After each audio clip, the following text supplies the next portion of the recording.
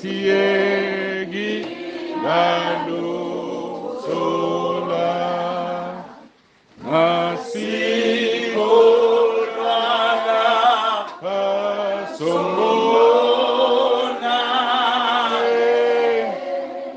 sostana no Jesu gugu yebo bagiti yebo bagiti sombonga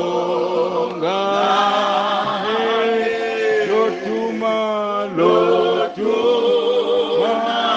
Yesu ingeneze Jesu fanele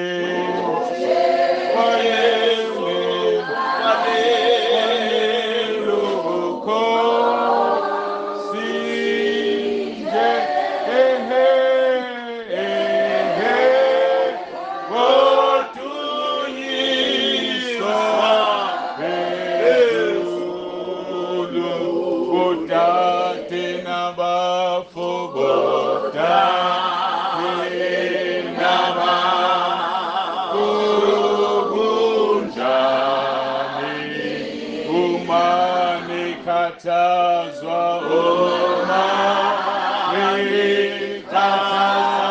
katazwa bubani kone mtwalole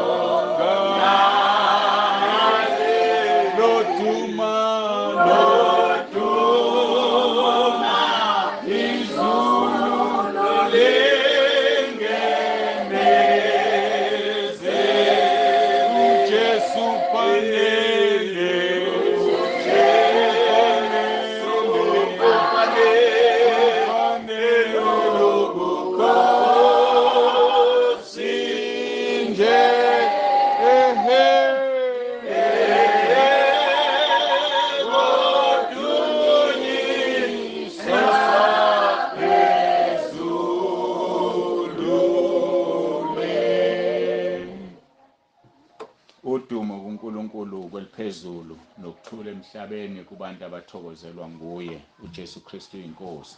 Jesu Kristu inkosi. Siyambonga ke uNkulunkulu ukusipha usuku olufana nalolu. Ngingakaqhubeki uphi Ndumiso? Ndumiso. Hayi ngicela ngifike uvulela. Sengijulukile ngimanzi kumanje ngingakaqali nokuqala. Khona kuzoshaya umoya.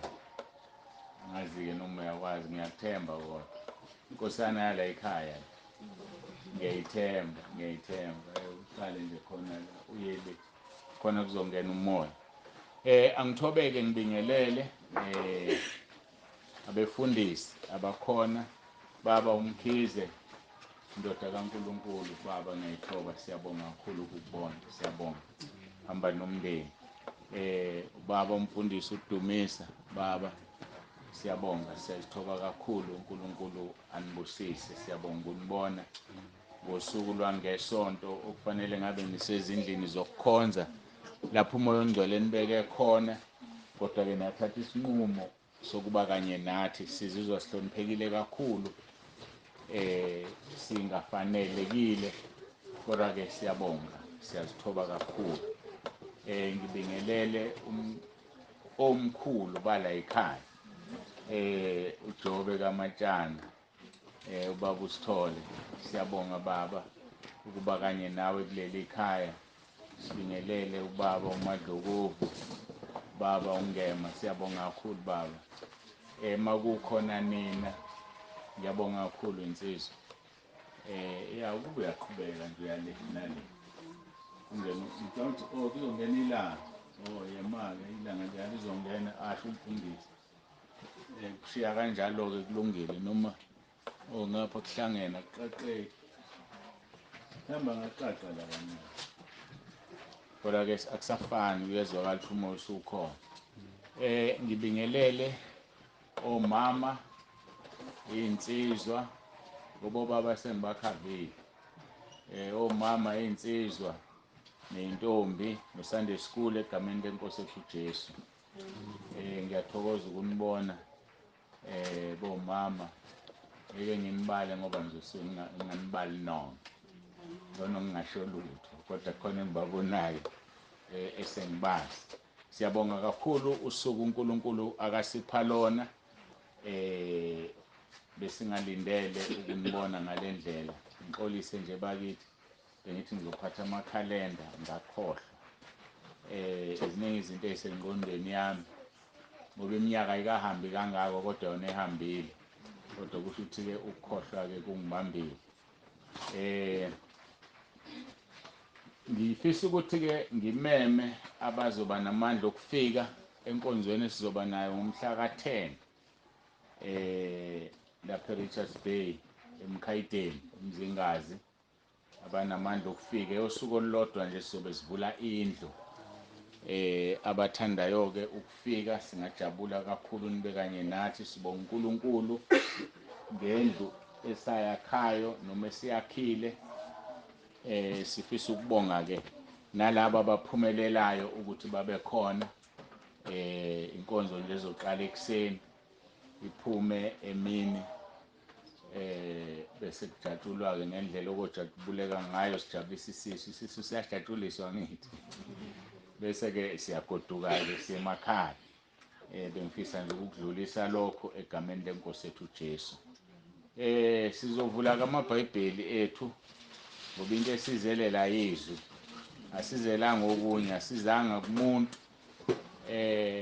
asizanga ekhaya lakwasithole sikubonayo noma etendeni noma kumuntu othizeni kodwa size ezwini lenkosi athi uPetro Nkosi singayaphi uma sisuka kuwe ngoba amazwi onke okuphila akuwena ngizocela-ke singakaqali sikhuleke siguqe ngicela ubaba umfundisi uMkhize akhulekele izwi bese singena ezwini lenkosi uJesu Kristu inkosi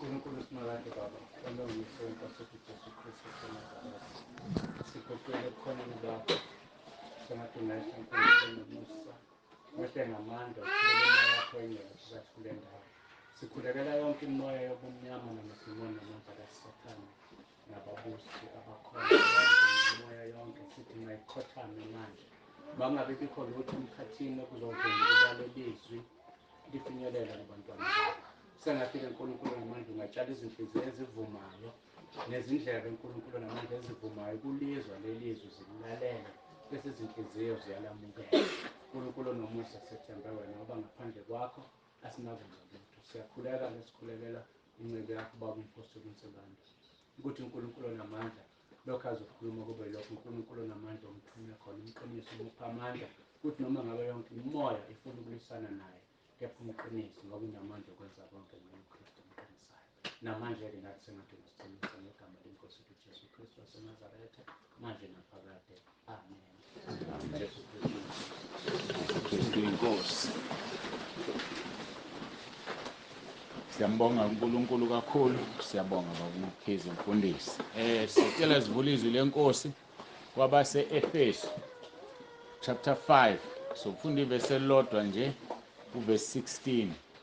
Abase-Efesu chapter 5 sofunda ivesi elilodwa uverse 16. Egameni elihle lomfelo wethu uJesu Kristu inkosi. Kufundeka ke kanje, ngezwe kusakhala amaphepha khona abasavula. Abase-Efesu sahluko sesihlanu ngesizulu, ivesi le-16. Engibuka umzukulu. Yasazi isizulu esibiza ngaso.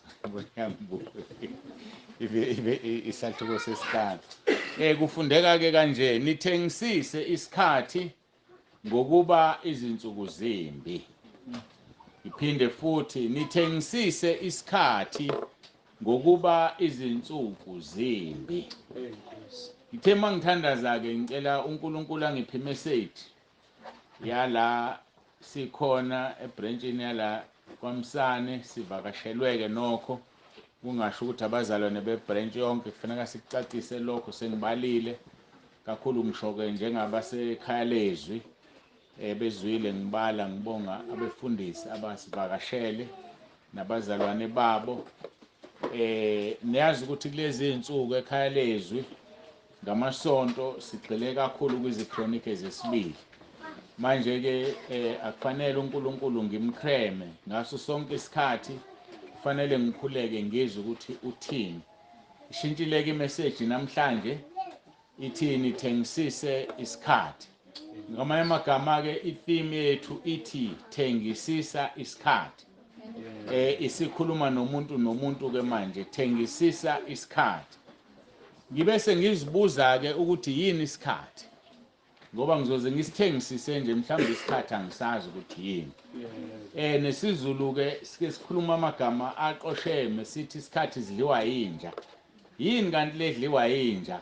Ingadliwa abantu, ingadliwa noma isiphi isilwane, kodwa sisodwa isilwane ngesizulu esidla isikhathi yinja. So kufanele-ke sizwe sisiqonde ukuthi yini kanti isikhathi. Ngibeke sengibheka izinto ezichaza isikhathi, what is time.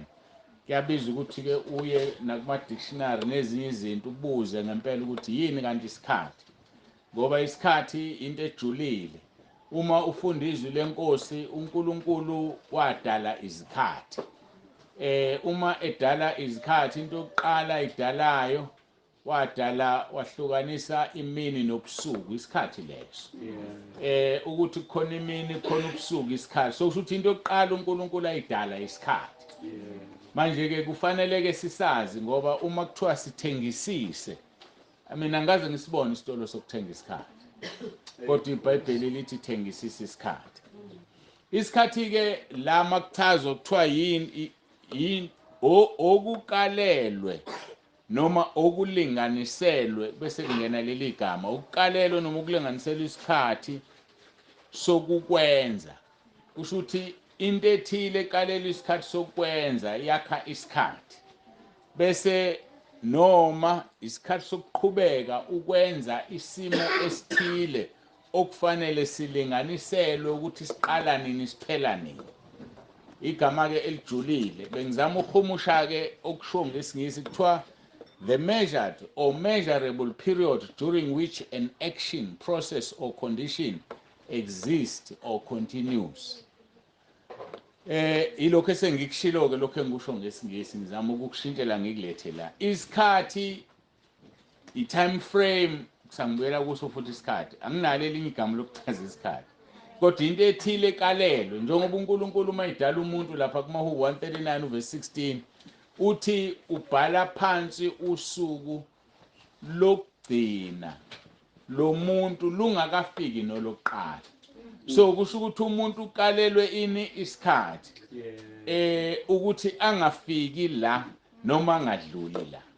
iyodwa indoda engiyaziyo eyalulelwa isikhathi inkosi uHezekiya ikhala sekufika umprofeti ezothi wena sesiphelile isikhathi sakho lokhu ukugula kungokokufa lithi izwi lenkosi wabheka odongeni wakhala wathi Jehova ke ukhumbule engikwenzile ukhumbule engikwenzele khona uNkulunkulu wakhumbula wayesemnikeza 15 years more so angiyazi enye indoda eke yanikezwe isikhathi sokuphila esingaphezulu kwesasidaliwe sidalwe uNkulunkulu uthi kuNkulunkulu usilobile esandleni sakhe athi lapha kuJobe umumo wezinsuku zomuntu isesandleni sikaNkulunkulu umumo it's a total kusho ukuthi into ehlangene izinsuku zakho zihlangene zisesandleni sikaNkulunkulu wayesebeka umkhawulo ukuthi umuntu angadluli nangolodwa usuku into efika imangalise thina sibala iminyaka athi umuntu emfundisi uDumisa sengineminyaka engaka kanti uNkulunkulu akabala iminyaka ubala izinsuku ukube phela ubebala iminyaka ngabe umuntu ufa ngebirthday yakhe athi uNkulunkulu awusibani bani usena 30 years usengafa cha akanandaba neminyaka ubala izinsuku yikho ke umkhuleko kaMose lapha kwiHubo 90 ethi inkosi ngifundise ukubala izinsuku zami ukuze ngizuze ukuhlakanipha ngoba mawungakwazi ukubala izinsuku awukwazi ukuhlakanipha ngakho ke ngisikonke lokho esengikushilo ngizama ukuchaza ini isikhathi lithi izwi lenkosi nithengisisa isikhathi ngokuba izinsuku zimbi sithengwa kanjani ke isikhathi sesingase understand asikho isitolo sesikhathi kodwa kunomnikazi wesikhathi okunguNkulunkulu ngoba uyena ohlele zonke izinto zenzeka ngesikhathi esithandwa uyena hayi esithandwa yimina size siqhoshe la emhlabeni singaboni siyaqhosha umuntu izingane zami lezi kanti khona umnikazi wazo uthi mayeseyithatha angaceli kuwe ngizwe indaba ebhlungu nje ke namhlanje noma bonathi usepholile ubabungema uthi ube nezingane ezu7 uNkulunkulu wayithatha usele nezimbili akuyona into emnandi le kodwa futhi ngeke ukunqabe uma sekufikile kuwe yikho ngithi sesiqhoshe sithi sinezingane kanti asinazo ukhona lo mnikazi wazo athi umuntu indoda yami le kodwa mase eyithathile uNkulunkulu akaceli kuwe athi umuntu umkami lo bayimthatha uNkulunkulu akaceli kuwe so kusho ukuthi asinalutho kahle kahle yikho uJobe ethi ngafika ngize ngiyobuyela emuva ngingaphethe lutho yilokho kokudala ukuthi umuntu akathengisisa isikhathi ngoba lezi zinto esizenza la emhlabeni sizozishiya uma ke ichaza lento umshumayeli ku chapter 9 uverse 10 sikhuluma ngokuchaza ukuthi isikhathi sithengwa kanjani uthi konke isandla sakhe esikufumanayo ukwenza kwenze ngamandla akho ngokuba kho umsebenzi namcabango nakwazi nakuhlakanipha endaweni yabafileyo lapho uyakhona so ngamanye amagama yonke into isandla sakhe esikufumana ukuthi kwenze ngoba kuzofika lesi sikhathi ozolala mawusulele lapho yakhona akukho umsebenzi ngeke uphinde usebenze okubuhlungu nomcabango umile ngeke uphinde ucabange nokwazi nokuhlakanipha khona abantu abahlakaniphile sibabiza ngamajini bayidabulela esikoleni ngo matric bathola o7 abawu7 noma nangaphezulu uhlakaniphile lo muntu kodwa konke ukuhlakanipha kuzosalaphi emhlabathini la yakhona ukuhlakanipha kukho umcabanga awukho konke kumile nje kuthule ngoba kunjani ulinda usuku lokwahlulelwa ngoba luyeza lona sithatha mhlambe njengehlaya noma ngani kodwa liyeza usuku lokwahlulelwa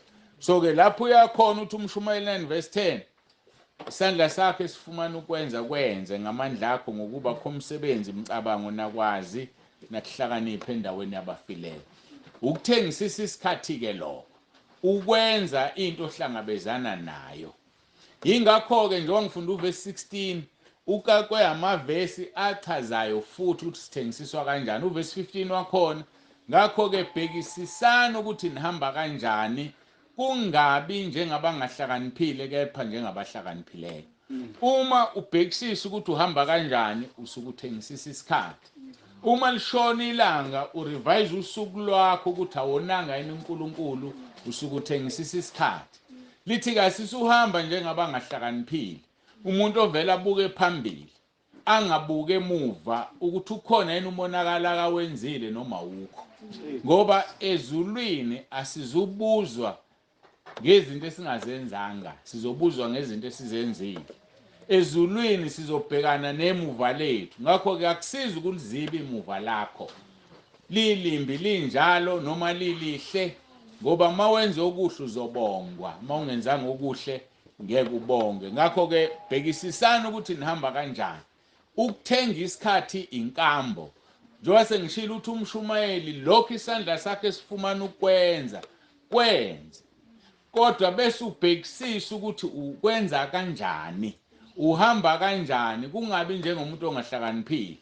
Ngoba naye umuntu obulala abantu usithengisisile isikhathi, kodwa wenza into engenakuhlakanipha.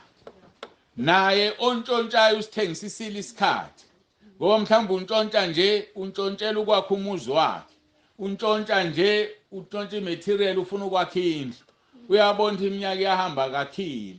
Uwenzani? Uthengisisa isikhathi. Kodwa ngesikhathi uthengisisa isikhathi, qaphela ukuthi uhamba kanjani, ungabi ngathi awuhlakaniphile kodwa njengohlakaniphile. Uthi-ke ngakho-ke ningabizi iwula, kodwa qondana okuyintando yenkosi. Ukuthenga isikhathi okuhlakaniphile ukuyazi intando kaNkulunkulu. Ngoba uma ungayazi intando kaNkulunkulu usenkingeni, awukwazi ukuthenga isikhathi ngendlela efanele. Ingakho-ke itheme yethu ithi thengisisa isikhathi. Uma ungabheka nabantu abasithengisisile isikhathi ngaphambi kwethu, uzobona ukuthi kusemqoka kanjani ukuthengisisa isikhathi. uJesu uqobo lwakhe, inkosi yethu esikhonzayo, yathengisisa isikhathi. Ingakho kumpostoli Paul mayibhala ehola umoya kaNkulunkulu athengisisa isikhathi. uJohn chapter 9 uverse 4 no 5 uthi uJesu ngimelo ukusebenza imisebenzi ongithumileyo kusesemini, ngoba buyeza ubusuku lapho ngesebenze umuntu. Kungukuthengisisa isikhathi, ukwenza noma yini isandla sakhe esikufumanayo, kodwa bese uyaqaphela ukuthi uhamba kanjani. Uthi kuJesu ngimelo ukwenza imisebenzi ongithumileyo kusesemini, ngoba buyeza ubusuku lapho ngeke kwasebenza umuntu. Ubusuku ukulala ethuneni, ngoba sonke sizolala. Kumisela ukuthi umuntu afe kanye, emva kwalokho kube ukwahlulela. So ke thengisisa isikhathi, bheka ukuthi uhamba kanjani. Uthi kuJesu ngisekhona ezweni kuverse 5 ngingukukhanya kwezwe. Ngakho ke umuntu esesezweni ungukukhanya kwezwe. Mawungukukhanya kwezwe ke kufanele usebenze ngokukhanyisa izwe. Athi uJesu kuMathewu 5 ningukukhanya kwezwe. Umuntu akasokheli isibane sibeke phansi kwetafula, kodwa usibeke othini basibakhanyisele bonke. Thina sizinkanyiso kulelizwe esiphila kulona. Yikho kuthiwa thengisisa isikhathi ngoba insuku zimbi. uNkulunkulu uzokubuza ngelinye ilanga, athi emsebenzini obusebenza kuwo kwakumnyama, ngilindele ukuthi ukhanye, abazange bangazi wenzani wena. Athi uNkulunkulu ebandleni okulona babe sebumnyameni, ngilindele wena ukuthi ukhanyise. Ngoba phela sisemabandleni amaningi ahlukene kakhulu ekhaya lezwi, kodwa kulindeleke ukuthi khanyise ebandleni okulona. Hayi uphume, kodwa khanyisa kukhanye, ngoba vele uma uphuma uya la kukhanya khona, ukukhanya kwakho kuzosebenza kanjani. Uma ungathatha ikhandlela ulibeke la, lingakhanya, ulikhanyise ulilayithe ngomentshisi, ukukhanya kwalo kungabonakala, kungagqitshwa ukukhanya kwelanga. So musukhanya ekukhanyeni, hambe yokhanya ebumnyameni. Yikho uJesu ethi ningukukhanya kwezwe, ngoba izwe lisebumnyameni. Izwe lidinga umzalwane, izwe lidinga umntwana kaNkulunkulu, izwe lifuna ukuholwa, uholo alukho. Nabasiholayo basiholela ebumnyameni, nabasiholayo baphasisa imithetho ephikisana nentando kaNkulunkulu. Ngakho ke kubiza ukuthi ke wena nawe ube ukukhanya lapho khona. Ngithandeke amaHubo 34 uverse 5 athi babheka kuye phezulu bakhanya. So kubiza ukuthi sibheke kuJesu, ngoba ngeke ukhanye ngokwakho. Bheka phezulu, bheke kuJesu uzokhanya. Ngesikhathi ukhanya, lokukhanya kwakho usuyakudlulisela kwabanye abantu, nabanye abantu sebeyakhanya. Yilokho ke okungukuthengisisa isikhathi. uthi kuJesu ngimele ukusebenza imisebenzi ongithumileyo kusesemini buyeza ubusuku lapho ngesebenze umuntu ngisekhona ezweni ngikukhanya kwezwe kukhona omunye wesibili engikholwa ukuthi ngeke ukholwe ngaphandle ukuthi uzuzizwe ngizolicaphuna naye othengisisa isikhathi hayi owasithengisisa usasithengisisa namanje uNkulunkulu uJehova Sebawothi uyasithengisisa isikhathi ubukwazi lokho yini pho thina singasithengisisa isikhathi uma sithengisiswa uJesu sithengisiswa ubaba wakhe izwi lenkosi uJohn 5:17 lithi kepha wabaphendula wathi ubaba usebenza kuze kube manje nami ngiyasebenza so uNkulunkulu usemsebenzini uNkulunkulu uthengisisa isikhathi usidale maqede naye wenzani wasithobela ngoba ukusithobela kwakhe ukuhlela kwakhe izinto athi ngosuku oluwukuthi ngizobe ngenza ukuthi ngosuku oluwukuthi usuku lokuhlulela uyazazi izinsuku lize lithi iBhayibheli uJesu uqoba akazi ukuthi uzolanda nini ibandla kodwa uNkulunkulu uyazi uthobela isikhathi esidalwe uyena so uma ke yena esebenza ethengisisa isikhathi yindaba mina nawe singasithengisisa isikhathi ngoba sithengisiswa umnikazi waso zonke izinto azenzayo zihlelekile zonke izinto azenzayo uyazi ukuthi ngesikhathi esukuthi ngizokwenza ukuthi uzinqumele yena waziplanela thina sifike sizinqumele ezinye izinto siyahluleka ukuzenza uplan ukuye enkonzweni ufike late kodwa wena oplanela ukuye enkonzweni uplan ukuye emsebenzini ufike late kodwa wena oplan ukuye emsebenzini kodwa umnikazi wesikhathi asimhluli umnikazi wesikhathi wenza lento ayifunayo ngesikhathi sakhe kangangokuba ngisho nathi mase kufika usuku lokufa siyohamba nje kube ngathi akuzange kwenzeke lutho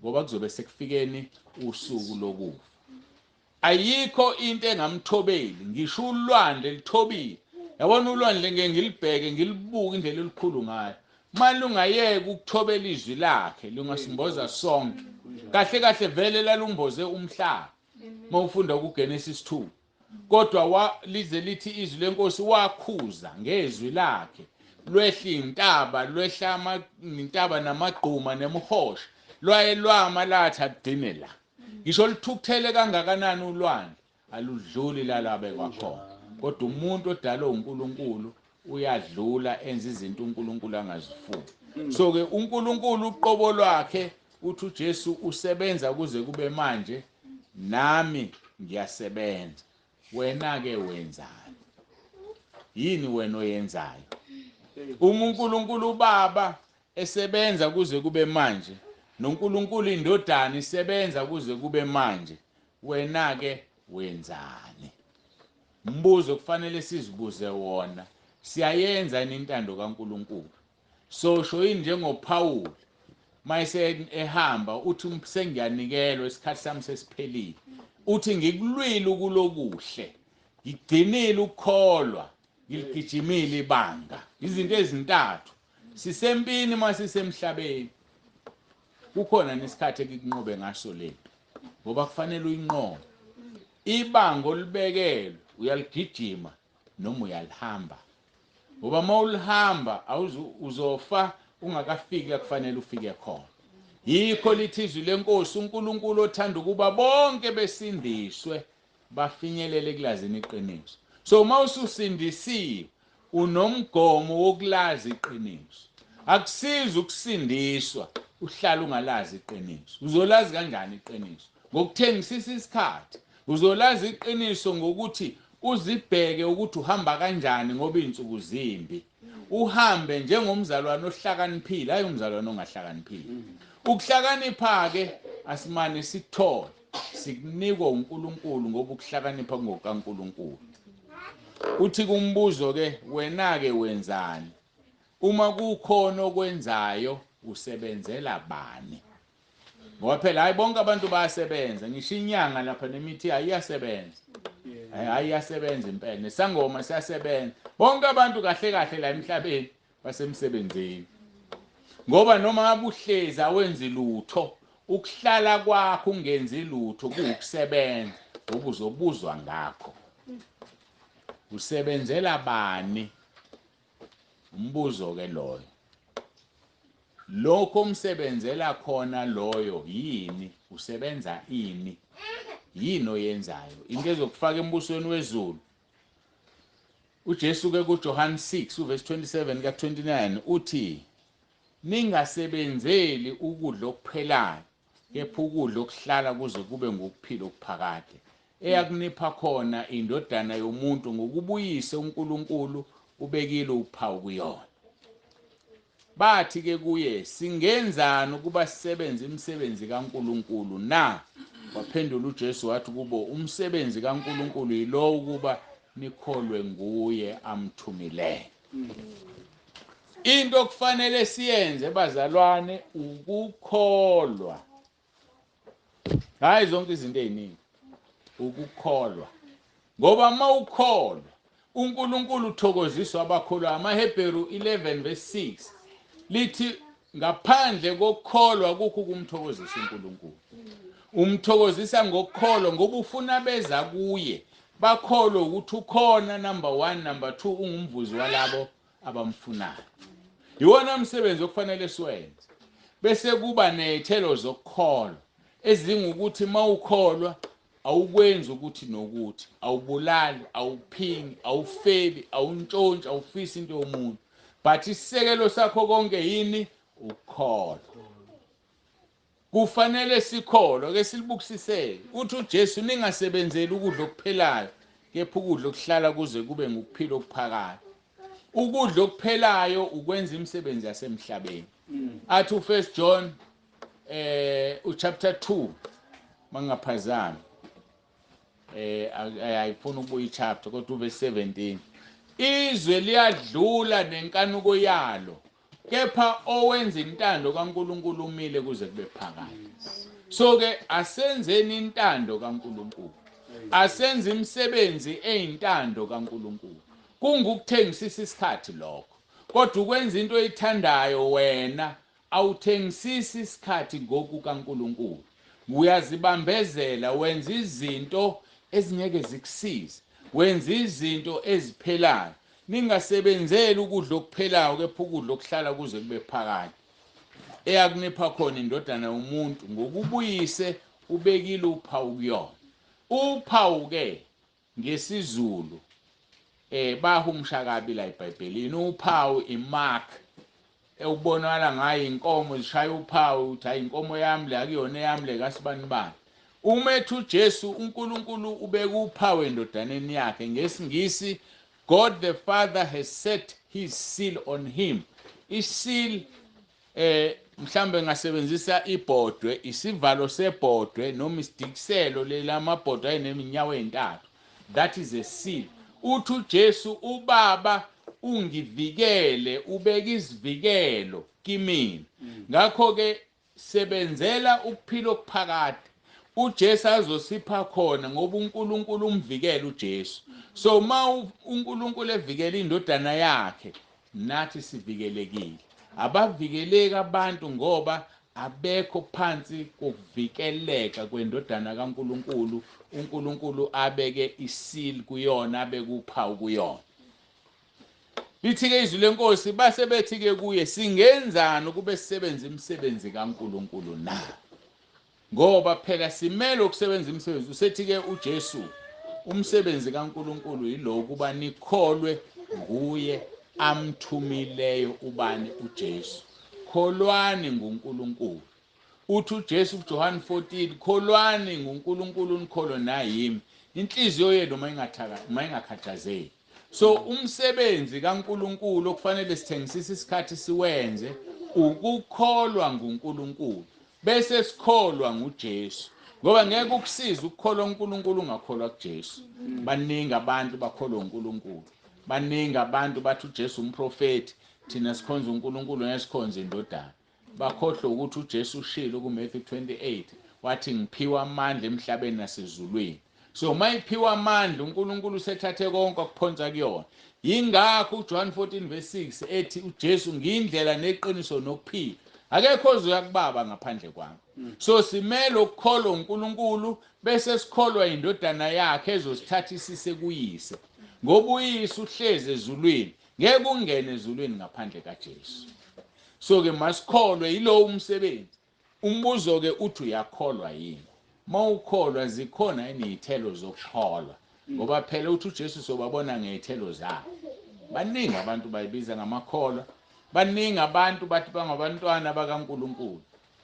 Kodwa umbuzo omkhulu uthi inkambo iyasho yini ukuthi ungumntwana kaNkulunkulu? Izinto ozenzayo ziyasho yini? Ngingake ngikunike nje i-challenge. Wake wabuzwa uyihambele edrobheni ukuthi ingane yami ukhonzaphi? Wabuzwa lo mbuzo? Uma ungakazi ubuze kusho ukuthi inkambo yakho ayikhulumi. Kufanele ubuze, uyazi, hawu baba usibani bani? Indlela ohloniphe ngayo umfundisi. Hayi cha ngiyena umfundisi. Uyazi ngibe ngibona ngathi umfundisi. Yabona bonakala ube nophawu ungafani nezwe. Bonakala ngoba usemsebenzini wena uthengisisa isikhathi. Ngoba yibo laba bantu esiphila phakathi kwabo esiyobuzwa ngabo. Yibo laba bantu esiphila phakathi kwabo ayothi uJesu ngangikubekile ube ukukhanya kwezwe kodwa uzange ukhanya. Uyakhanya nesikoleni ufunda kuso. Noma nawe ubhizi nezingane uyajola makujolwa ngoba usasabe ekhaya ukade into eyodwa ukuthi awulale kodwa uqomile. Ukusiza ngani ukuqoma ungalali? Angisho ukuthi hambe yolala kodwa uyafana nolalayo ngoba kumoya lithi izwi lenkosi usulalile. So ngamanye amagama asiphile impilo engcwele abantu besazi ukuthi singabaphathi beimfihlakalo zikaNkulunkulu nabakhonzi bakaJesu Kristu. Uma abantu bengakwazi la uphila khona kusaphuma inhlamba emlonyeni, kuphuma unxe emlonyeni. Abanye ke cha sebeyakwazi ukuyigada bamthuka umuntu. Kodwa inja make yangena endlini uyikhipha ngonqenqe. Inja inhlamba idala uNkulunkulu uyayithuka. Uzolahlwa esihogweni ngokuthi uthukeni inja. Ngoba uNkulunkulu usidalile lesi silwane sakhe. Wasithatha wena wasifuya usinisha ukudla. Size sihambe siyodla amaqanda kwamakhelwane. Maye kubuza uthi hayi ngaze ngisithume isilwane cha ilambile inja. Icala lakho ukuthi nje idle amaqanda kwamakhelwane. Kahle kahle befuna ube namahloni hambe uyoxolisa kumakhelwane. Ngoba kwenzeke umonakalo yayodla inja ngoba ilambile. Ngeke isukuyodla amaqanda ingalambile. Inja izodla lokho ekunikwa la ekhaya ekunikeziwe.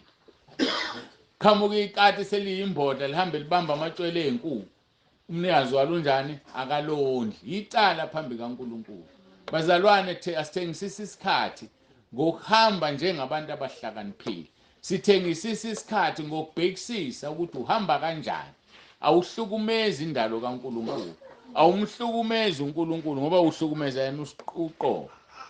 Thengisisa isikhathi yenza umsebenzi kaNkulunkulu okungukukholwa nguye amthumileyo. Uthume bani uNkulunkulu? Uthuma uJesu siyakwazi lokho. Manje mayithuma uJesu izwi alikhulumayo simele ukulihlonipha. Izwi alikhulumayo simele ukulenza. Uthi ke uJesu kuJohn 5:24 ngiqinisile ngithi kini ozwa izwi lami akholwe ngongithumileyo unokuphila okuphakathi. Simple as that. Lizwi bese uyakholwa usunokuphila okuphakathi. And ukuphila okuphakathi awuzukuthola ngoba usuhambe emhlabeni. Sisekuphileni okuphakathi sila emhlabeni siphila ube nokuphila okuphakathi. Zithi zenzeka izinto zingakushayi zingakuphazamisi. Kuthi kwenzeka lokho nalokho wena awunankinga nje. Kangangokuba ngisho kuthiwa ushoniwe la ekhaya. Kuhamba umuntu omthandayo uzokhala ngoba usenyameni kodwa inhliziyo yakho kufanele ithokoze. Ithi ngoba uyalazi iqiniso usekhaya ezulwini. Ngizwe indaba namhlanje ekseni sivula iradio sizala nomama kunomuntu oshonile lapha emission kwasiza abantu. Bathi labafana bebephethe uhlelo. Bathi khona umunye obesondelene kakhulu noshonile wathi nginomona ngifisa ukuthi ngabe kuthiwa kufe mina ngaye ezulwini ngoba uyajabula usezulwini. Yilokho kufunakalayo singabakhalela abantu abahambayo hayi ngoba singabathandi ngoba sibajabulele ukuthi la bekhona bayajabula. Umjabulela kanjani ke umuntu obephila esonweni umjabulela kanjani umuntu owenza izinto ezingafanele? Awukwazi ukumjabulela ngoba imisebenzi yakhe lithi iBhayibheli injani iyamlandela. Sisazobona imhlola ngosuku lokwahluleka. Sizobona izimfihlo esizifihlile singabefundisi. Izimfihlo esizifihlile singabazalwane, singabakhokheli emabandleni, singabaholi, singosihlalo bamakomiti. Sifana noJuda Iscariot elithi iBhayibheli wayephatha isikhwama behamba noJesu kodwa wayentshontsha. uJesu wayekwazi ngoba uNkulunkulu, indaba angamxoshanga ngoba wayazi ukuthi uzokhashelwa ngesandla sakhe. Maye emxosha icebo likaNkulunkulu alizofezela. So ke kunezinto uNkulunkulu akuyeke nje uzenze, uzucabanga ukuthi uyajabula kanti akajabuli, ukuthi unenhloso ethize ngawe njengoba wona nje. Ikhona lenhloso ayazi ukuthi uzoyenza, uzokudalula ngesikhathi sakhe, uzokuveza kuveze maqede kumangala abantu. uNkulunkulu ke lona. So singamjwayela ungathi mawenza ukungcola bese ucabanga ukuthi uNkulunkulu ngoba kenze lutho ukuvumela. Azathi omunye hayi mina ngiyakhulekela nje abantu bayasinda. Ngiyakwenza u1 2 no 3 ngiyenza lento yami. Kanti uNkulunkulu uhamba ngesikhathi usakubuka nje. La izokushaya khona komangala wonke umuntu, nobani engani uSibani besithi ukuthi noNkulunkulu. Engani uSibani besithi indoda ehamba noNkulunkulu. Cha, sesifikile isikhathi sokuthi akudalule. Athi abantu abakubona ukuthi uzozenzisa sengathi ngihamba nawe kanti angihambi nawe. Khona lo hamba nayo nguSathane bese uyadalula. So asithengisisa isikhathi bazalwane, izinsuku zimbi. Athi ke uJesu inhliziyo yenu mayingakhathazeki, kholwani uNkulunkulu nikholwe naye. Ngakho ke uma ukholwa nguJesu uzokholwa futhi uNkulunkulu. Lokho kungumsebenzi wokusebenzela uNkulunkulu. Sikutholile lokho kade sicaphuna izwi lenkosi ukuthi uthi uJesu ukukholwa kungukusebenzela uNkulunkulu lapha kuJohane 9 verse 4 no 5. So ke uma ukholwa usebenzela uNkulunkulu, kodwa qaphela ukuthi ukholwa kanjani ngoba baningi abantu bayakholwa. Ngakho ke uma ukholwa nguJesu uzokholwa uNkulunkulu ngoba inkosi uJesu iyindlela yokuthi ukwazi ukukholwa. Ngeke ukwazi ukukholwa uma ungahambi ngoJesu. Uma ekhuluma ngesinkwa sokuphila uthi uJesu lapha kuJohane 6 verse 35, ngiyisinkwa sokuphila, ozayo kimi akasoze alamba, nokholwa yimi akasoze oma. Ukoma komphefumulo kujulile, kubona umuntu enza izinto azenzayo kanti uzenza ngobunjani womiwe, akanelisekile. Thola umuntu ushintsha amadoda womile, indoda ishintsha abesifazane yomile, idinga uJesu. Woza kuJesu kuzophela ukoma, uzohlala la uhlezi khona ube njani uneliswe. Ngakho ke ukukholwa nguJesu kungukukholwa iqiniso. Akekho ozoya kubaba ngaphandle kwakhe. Thengisisa ke isikhathi ukholwa nguJesu, ukholwa uNkulunkulu. Uma ke uthenga isikhathi uthenga iqiniso. Ngoba iqiniso liyadingeka. Khona abantu abaphila amanga. Banye baphila amanga emshadweni yabo. Ngoba ejaha umshado athi izingane zakhe izingane zakubo. Usabukusho ukuthi ukushada nje unezingane eziwu3 eziwu4 waqamba amanga eqaleni eshela, uphila amanga namanje kanti izingane zakhe nazo usazitshela abantu abami lapha yana ningosisi bami ningobhuti bami. Ukuphila amanga lokho. Abanye baphila amanga emsebenzini. Athi maye nenkinga sincwadi kaDokotela, ukuphila amanga lokho.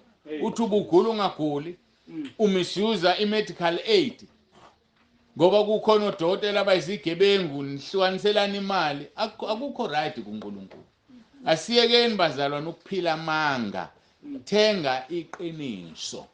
Lithi izwi lenkosi iZakha 23 verse 23, thenga iqiniso ungathengisi ngalo. Nokuhlakanipha nokulaywa nokuqonda ziyathengwa lezi zinto. Thenga iqiniso ungathengisi ngalo. impilo yakho ayibe iqiniso, impilo yakho ayibe ukukhanya, impilo yakho ayiveze uJesu othe uyiqiniso, uyindlela neqiniso nokuphila. Ngakho kubiza ukuthi singathengisi ngalezi zinto. I-New King James Version ithi, buy the truth and sell it not, also wisdom and instruction and understanding. So lezi zinto zonke kufanele umuntu abe nazo. Thenga iqiniso, ungathengisi ngalo. Thenga ukuhlakanipha, thenga ukulaywa, thenga ukuqonda. Umuntu ongafuni ukulaywa, umuntu ongalifuni iqiniso. Umuntu ongakufuni ukuhlakanipha, umuntu ongalifuni iqiniso, ngoba kukho ukuhlakanipha malingekho iqiniso. Kuthiwe yini mawulingekho iqiniso? Ngifuna leli gama leli. Liyabaleka lizobuye libuye. Umuntu ohlakaniphile kodwa iqiniso lingekho. Awulabaleka leli gama. Asiliyeke. Iqili nangoke ngifuna iqili. Iqili kahle kahle umuntu ohlakaniphile kodwa ukuhlakanipha kwakho ku-based emangeni. Okuzohamba kuhambe abanjwe. Ngiyasithanda izulu, yikho sithi izulu alikho iqili elizikhotha emhlanje. Ngoba ubuqili buhambe bese uyabambeka kubo. Kodwa iqiniso ayikho into obambeka kuyona ngoba ubukhuluma iqiniso, ngisho uvuswe ebusuku ubuzwe into, uzosho into oyisho ngayizolo ngoba injani iyiqiniso. Kodwa iqili kofuna liqale lithule lingingize, lishe likushoyo bese kuthi ngani wena ubuthe izolo selibanjiwe njalo. So ke iqiniso ukuhlakanipha okungekho eqinisweni kungubuqili. So ke lithi iBhayibheli thenga iqiniso, ungathengisi ngalo, uthenge nokuhlakanipha nokulaywa nokuqonda. Usuke ecabanga ukuthi uyazi umuntu, uyaqonda, uya-understanda, kanti akazi mangabe ukuqonda kwakhe kusemangeni. Yiyo lento abantu aba-understand mangikhuluma ngamasophi. Ngithi amasophi lawo esiwabukayo noma eniwabukayo, sengiyazifaka nje nami ngoba ngizifaka, angamanga. Bayabulalana abantu lapha ku-TV kodwa akafile. So ubuka amanga, ukuqonda kwakho ku-based emangeni. Akufanele umzalwane aphila amanga. Akusikhona ukuthengisisa isikhathi lo. Thengisisa isikhathi, hlukana nezinto ezingamanga. Baya-act abantu ngoba befunani imali, bondla imindeni yabo ngamanga. Mhlambe nawe wondla umndeni wakho nje ngamanga. Mhlawumbe wakwadayisa into ethile nje waqamba amanga kanti yonakela ngoba ufunani ukuphila. Isono leso. So uma sifuna ukuya ezulwini asiphili emangeni. Thenga ke iqiniso, ungathengisi ngalo. Thenge nokuhlakanipha nokulaywa nokuqonda ukuze ukwazi uya phambili. Ukuhlakanipha nokulaywa nokuqonda kutholakala eqinisweni. Kutholakala enkosini uJesu ngoba uJesu indlela neqiniso. So ngaphandle kwalokho ngeke ukuthola ukulayo okusile kungekho eqinisweni. Yingakho amaHubo 1:1 ecacisa athi ubusisiwe umuntu ongahambi ngeziluleko zabantu. Ngoba umuntu omubi ukululeka ngamanga. Noma ngabe kungezwakala kuyiqiniso but ku-based emangeni ngoba kuphuma kumuntu omubi. Ubusisiwe umuntu ongahambi ngeluleko zababa. Ubani wena omngani wakho othi mase zikushaya zikunetha bese uyoxoxa naye? Uyakholwa usindisiwe, uyazana noJesu? Makungenjalo ukulaywa kwakho ku-based emangeni. Ukulaywa kwakho ku-based akukho eqinisweni, kusentweni ezokwenza uthola ukubhubha kusasa. Amanga ke atholakala kuSathane, akekho umuntu.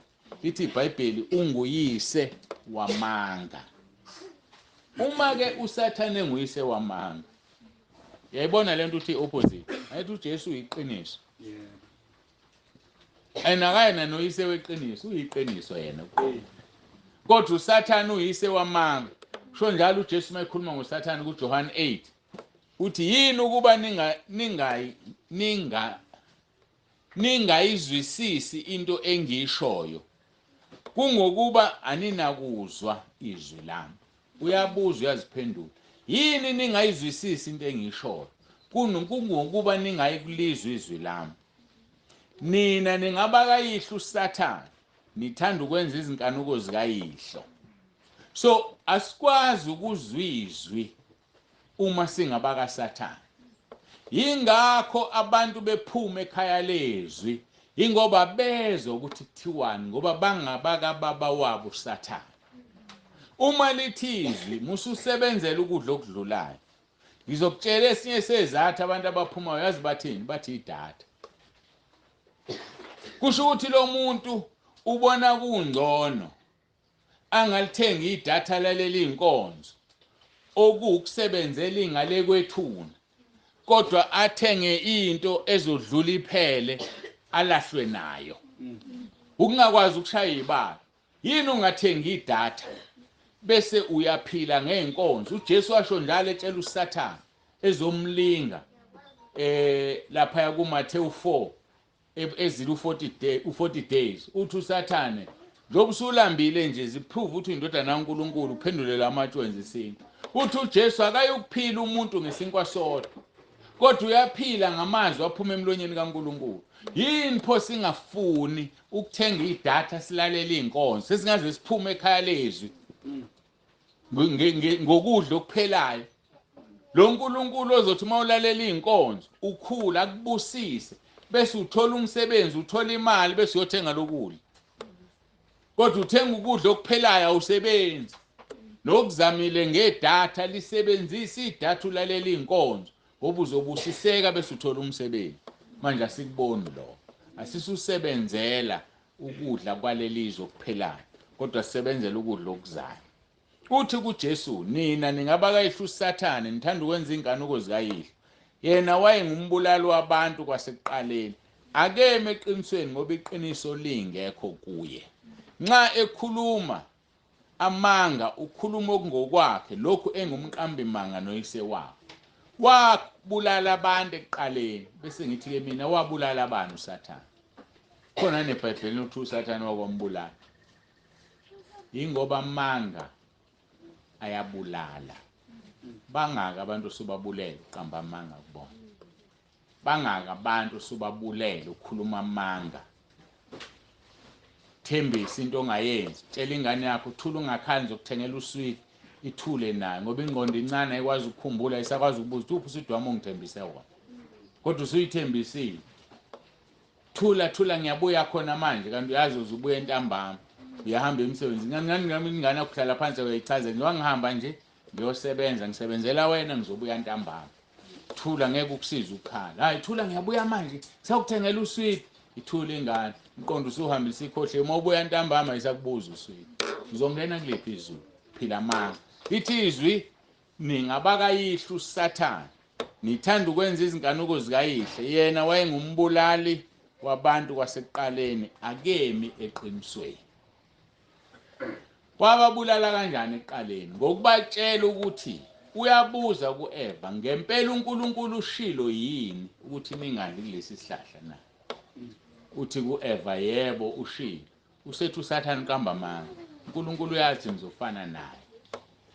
uNkulunkulu uyazi akekho ozofa kunini. Kanti uNkulunkulu wayengakhulumi ngokufa ukuphuma umphefumulo.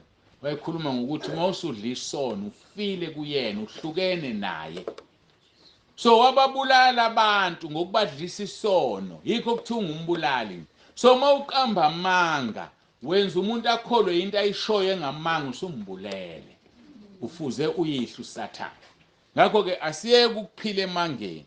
Lithi ke nxa ekhuluma uSathane amanga ukhuluma okungokwakhe ungumqambi manga noyise wabo.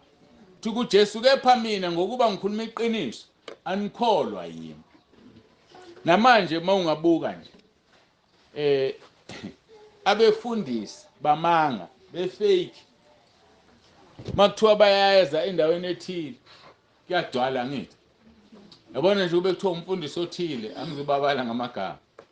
Ngaba lekho la ekhaya lelithenda ukuthatha umama usithole olubeke egroundini esikoleni kwami insike ezo5 kwagcwala kwathi bha.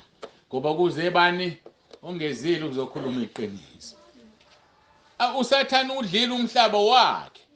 So njengoba udlile nje ngeke avume uSathane abantu bakhe baye la kuzokhulunywa khona iqiniso. Hayi ngeke avume. Mangasuka nje ngiyimi nje manje ngisho ngakhuluma wonke ama radio ngikhulume ko TV ngithi ngenkonzo eMoses Mabhida ngelanga elokuthi ngimema wonke umuntu eze khona ngayinhlanhla kufika aba 100. Moses Mabhida yovela yomekheqe kodwa nje khona abasho kanye bengasho ngisho ko TV yodwala Moses Mabhida phama idwaliswa yini na ngoba iqiniso alikho. Uthi uJesu, kepha mina ngokuba ngikhuluma iqiniso anikholwa yimi. Kumuphi kini ongangilahla ngesono na uma ngikhuluma iqiniso anikholwa yimi ngane? Yini singafuna ukukholwa iqiniso? Athu verse 7 ocacisayo ongokaNkulunkulu uzwa amazwi kaNkulunkulu. Kungakho ningezwe nina ngokuba anisiba abakaNkulunkulu. So labo bantu abangagcwala Moses Mabhida ingoba ngebona bakaNkulunkulu. Bazozwa lokho okufana hambisana nokubatshwa wendlebe zabo. So njengobulana ke mususimosa isikhathi ozengaso la. Lenze iqiniso olitholayo. Ngoba ngeshwa bandla mina ngizokutshela iqiniso. Hayi ngizolisho futhi. Ngoba ngiyazi ngisazoma phambi kaNkulunkulu angibuza. Athi ngakuqoqela abantu kwasithole lapha KwaMsane. Wafika wadlala ngabo watshela amanga. So ke ngeke nje amanga aphume komumlo ngizokutshela iqiniso ngoba ngifuna ukuhamba nawe sezulwini. Angifuni ukufana nebhodi elikhomba izulu kodwa ibhodi aliyezulwini. Ibhodi likhomba itheku kodwa alikaze lize lifike nje ngisho eThekwini. Futhi alizami nokuphelezela nje. Lithi hayi uthi ngihamba ikilometer nawe cha livele. Lithi shona le mofuna eThekwini. Kodwa mina ngimile. So ke masingabi ke abantu abakhomba izulu singayi. Asingabe abafundisi abakhomba izulu bengayi. Ngakho ke uma wena ukhuluma obani abakuzwayo. Uthi uJesu aningizwa nina ngoba ningabezwe. Wena ibapha abakuzwayo. Obani abangani bakho. Uthi mosuhlezi nabo uxoxe kuhleke kuvele lomhlaba. Kodwa mosuye enkonzweni hawu indoda iba serious. Kodwa khona la behleka nabo. Obani abakuzwayo. Uma kukhulunywa endaweni ethize obani obezwayo. Shuthi ngamagama obani abezwa wena uzwa obani. Obezwayo uphawu lokuthi uhambisana nabo. Bathi ke ngesilungu birds of the same feather flock together. So ke umungo wezwe bazokuzwa bezwe. Mawungeyena owezwe ngeke bakuzwe. Kade ngikhuluma ngabasekhalezi bebekhala umuntu athi hawu Nkosi yami usephume kanjani ubani? Ngoba ubani ungumzalwane, ngoba ubani ungumfundisi. Cha igama lelo ibhantshi ukuthi umfundisi.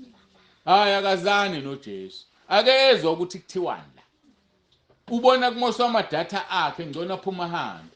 Athi omunye ubufakazi buningi kakhulu. Njengana izolo nje bebubuningi. Bayaphuma abantu baxoshwe ubufakazi obuningi. Esikhundleni umuntu uyafunda kulobu bufakazi akhonza uNkulunkulu ukhetha ukubushiya hamba. Akhale ngamadatha. Wona la madatha wanikezwe uba. Wona lo msebenzi awusebenzayo unike uba. Ma uNkulunkulu emhlaliswa kwi-wheelchair manje uzowakhalela la madatha. Uzozikhalela lezi inkonzo. Ngoba ngamhlaliswa ku-wheelchair mhlambe kwasemsebenzini angathola lutho. Khona abantu abakhalayo imali zasemsebenzini aziphumi. Kanti mawuza kuJesu uzothinta amabhathini afanele bayidedele imali zabo. Mhlambe bazidlile.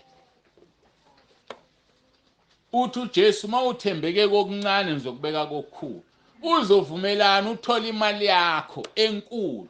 Uhlulekile ukuthenga amadatha unemali encane lalela inkonzo. Uzovumelana ukuphuma imali yakhe enkulu. Uhlulekile emalini yakhe encane ukunikela ebandleni lakho ukhipho kweshumi.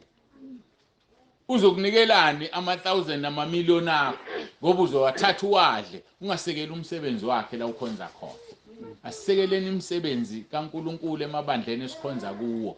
Ezinye izinto azilungi ngoba siusekela umsebenzi kaNkulunkulu emabandleni. Asikhipho kweshumi emabandleni. Lithi izwi lenkosi ungayifaki isimfonyo inkomo esebenzayo ngamagama abefundisi badle evangelini. So uma umfundisi wakho ungamondli ungakhipho kufanele uzokubusisa kanjani uNkulunkulu ngomsebenzi? Ufuna ukusebenza wena kodwa isibusiso futhi uyasifuna kodwa ukwenzi okudala ukuthi ube njani ubusiswe. Bazalwane Thengisisa isikhathi. yenza okuhle endlini kaNkuluNkulu. Bengibuza ukuthi abanjani obezwayo, abakaNkuluNkulu noma bezwe. Abanjani abakuzwayo? EkaJakobe chapter 4 verse 4 uthi lowo omi ewumhlobo wezwe uyisitha sikaNkuluNkulu. So asiyeke ukuba bangani bezwe. Asiyeke ukulandela izwe. Asiyeke ukubuka ukuthi yini esefashinini bese singena kuyona ngoba kuyizwe. Thina njengabantwana bakaNkuluNkulu we have to lead the nation. Isizwe sibuke kithi silandele, hayi abazalwane balandela abantu bezwe. Ubuka ukuthi izwe selenza ukuthi nawe usuyakwenza. Athi ke u1 John chapter 4 uverse 4 kuya6 ningabakaNkuluNkulu nina bantwanyana nibahlulile ngokuba lowo kini mkhulu kunawe sezweni. Asibheke ukuthi sinobani mawunoNkuluNkulu mkhulu okuwe kunosezweni. Musu compromise izwe. Uqolo musu compromise ivangeli lakho bese ulahlekelwa uNkuluNkulu. Usaba ukuphumela obala ulahlekelwa uNkuluNkulu. Uthi ke ningabakaNkuluNkulu nina abantwanyana nibahlulile ngokuba lowo kini mkhulu kunawo sezweni. Bona bangabezwe ngalokho bakhuluma okwezwe nezwe liyabezwa. Hayi mina ngibuye ngiduduzela amavesi mase bephuma ngempela ekhaya lezi uthi hayi mina ophumayo ingoba kezwe ukuthi ngithini. So mayengangizwe ukuthi ngithini ayikho nami into engizoyenza. Ingoba ngikhuluma ilanguage angayizwa. Bona bangabezwe ngalokho bakhuluma okwezwe nezwe liyabezwa. Thina singabakaNkuluNkulu omaziyo uNkuluNkulu uyasizwa. Ongesiyo kaNkuluNkulu akasizwa. Ongesiye nje kaNkuluNkulu akezwe. Uyocasha ngamadatha, acashe ngayo yonke into okucasheka ngayo. Yini enkulu kanti idatha uzolalela izwi likaNkuluNkulu nedatha uzohamba uyobuka iphone efonini yakho uyobuka izithombe zabantu abanquna benza imkhulu. Ngoba balithenga idatha lokwenza leyo nto kodwa balifuna idatha lokulalela inkonzo. Ngakho ke siyamazi umoya weqiniso nomoya wokuduka. Bangasikhohlisa nje bephume babeke lezizathu nalezizathu kodwa iqiniso lithi wonke umuntu uyaprioritize izinto zakhe. Wonke umuntu ufika beke okusemqoka phambili. Uma izwi likaNkuluNkulu lingekho umqoka kuyo liyeka. Uyolishiya nje ngoba phela ikhaya lezwi ayikho ingabani wakukhuluma wonke umuntu kudliwa izwi likaNkuluNkulu. Ungabaleka egroupini enjalo uyongena egroupini okubangwa kuyo okuphikiswana kuyo. Ingoba awulizwi izwi likaNkuluNkulu. Mawungalizwi ingoba usiyena owakhe. Manje kumangaliseke ukuthi kuphuma nabefundisi. Hayi bayaphuma impela, bayangena futhi abantu. Ngitheke ukuhlakanipha nokulaywa nokuqonda kutholakala eqinisweni, kutholakala kuJesu. uNkulunkulu uthe ekhuluma ngoJesu kuIsaiah 11 verse 2 wathi umoya kaJehova uyakuhlala phezulu kwakhe ekhuluma ngoJesu ihlumela likaJesu. Uyakuhlala phezulu kwakhe umoya wokuhlakanipha nokuqonda, umoya wamasu nowamandla, umoya wokwazi nokumesaba uNkulunkulu. So ke lo moya kufanele uhlale kumzalwane ngoba ekhonza uJesu. Lo moya kufanele uhlale kumzalwane ngoba ukuhlakanipha kwakhe kubased eqinisweni. Ngoba uthengisisa isikhathi ngoba insuku zimbi. Umoya wokuhlakanipha nowokuqonda esikupho uNkulunkulu, umoya wamasu nowamandla, umoya wokwazi nokumesaba uJehova. Ngakho ke qaphela uthengisisa isikhathi ukuba insuku zimbi. Ngakho ke bhekisisa ukuthi uhamba kanjani, ungabi njengabangahlakaniphile kepha njengabahlakaniphileyo. Nithengisisa isikhathi ngoba insuku zimbi. Ngakho ke ningabi iziwuli kodwa qondani okuyintando yenkosi. Ningadakwa iwayini kuvela kulumhuheko kodwa nigcwaliswe ngomoya. Niphendulane ngamahubo nangezihlabelelo nangamaculo komoya. Nihlabelele nihubele inkosi ezinhlizweni zenu. Ifunda Abase-Efesu chapter 5. Niphendulane ngamahubo nangezihlabelelo nangamaculo komoya nihlabelele nihubele inkosi ezinhlizweni zenu. Nimbonge njalo uNkulunkulu uyise ngakho konke egameni lenkosi yethu uJesu Kristu. Nithobelane ngokumesaba uKristu. Mawenze njalo uyobe usithengisisile isikhathi ngoba insuku zimbi.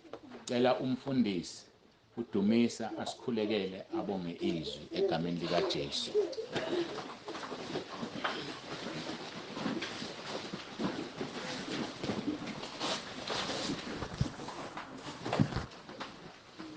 Baba, egameni likaJesu Kristu waseNazaretha, sibongile uNkulunkulu wethu ongcwele izwi lakho livela kuwena.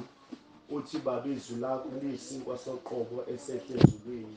Uthi Baba, olidlayo akasoze aphinda langa. Siyalibonga uNkulunkulu wethu omuhle, ukhulume kahle moya ongcwele nezimpilo zethu namhlanje. Nkosi yethu Jesu Kristu inkosi, siyabonga sikwenza mkhulu wena wedwa nangalesi sikhathi. Wena ufanelwe izibongo nawo udumo. Siyabonga uNkulunkulu wethu ongcwele, iqiniso sazisa lona nokuthi wena Nkosi uJesu uliqiniso, uqobo lwakho akekho ongeza kubaba ngaphandle kwakho. Uzuthi wena uyindlela neqiniso nokuphila. Siyabonga uNkulunkulu wethu ongcwele, uphinde uthi wena ulisango. Siyabonga Baba wethu omuhle, mana njalo ukhulume kahle namhlanje ngezwi lakho egameni likaJesu Kristu inkosi, manje naphakade. Amen. uJesu Kristu inkosi. Sengibuyisela ke inkonzo kumphathi wohlelo.